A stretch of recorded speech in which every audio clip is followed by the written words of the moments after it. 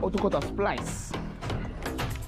When the board is too short, you want to splice it, you want to extend it. Show you how to do that. Okay, so 18, take 18 inches. Square. 2 and 7/8. Same 2 and 7/8 for the next side. Mark between that.